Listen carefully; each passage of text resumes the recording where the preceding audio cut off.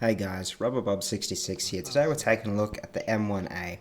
The M1A is a DMR and Escape from Tarkov. It's a pretty solid gun. It shoots a 7.62 by 51mm bullet, which is a pretty solid round. The gun is 5 slots long by default, but it can be boosted up to 6 by using an extended barrel. If you add a suppressor, the gun will then be 7 slots long, which will be huge, and you wouldn't want to use that in factory.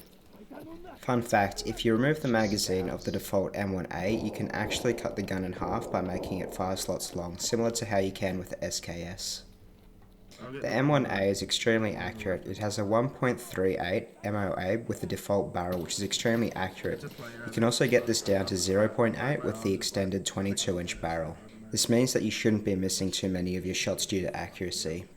The M1A has some pretty hefty recoil, but it can be reduced by using some of the mods.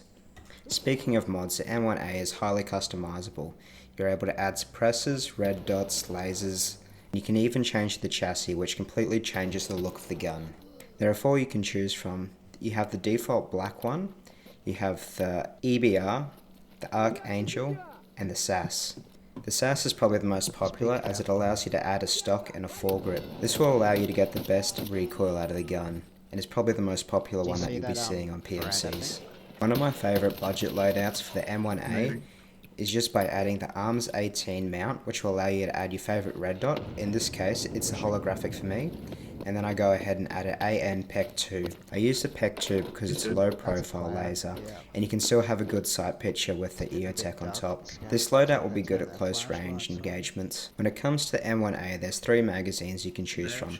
You got the default 20 round, the 30 round, and the 50 round. The 20 round is plenty, but you can go ahead and add 30 or 50 rounds. Just be aware that there is an ergonomics debuff. It will also take you a little longer to load the magazine with the 50 round. As the M1A is a DMR, you can use it at long range. There's plenty of long range optics you can use on this weapon to get the best out of its accuracy. My favourite long range sights for this gun is the hammer sight with the DP optic on top, or the EOTech Voodoo 1:6 times scope if you need a little extra zoom. The M1A shoots a 7.62 by 51 round. There's 6 rounds that you can choose from, but I generally stick to 3. That's the M61, the M62, and my favourite, the M80.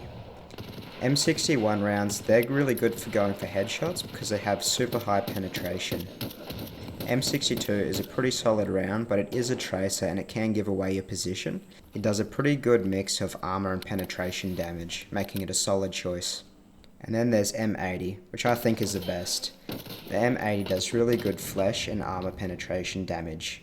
It's also extremely cheap. You can get it from Peacekeeper level 2 for $2, and you can get 200 at a time, making this one of the best budget rounds that you can be using.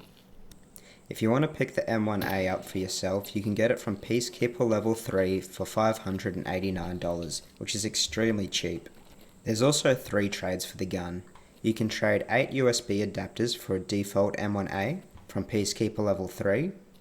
You can get a M1A EBR from Mechanic level 2 for 20 insulating tapes. Those are the blue ones.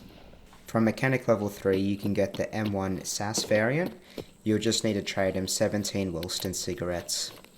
Also, if you're lucky enough to kill Gluka, he might be using this weapon if he's not using the Ash 12. So keep an eye out for him on the reserves map.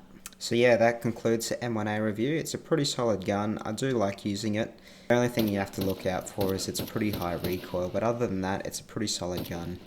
Please like and subscribe if you like this video and enjoy these bonus clips.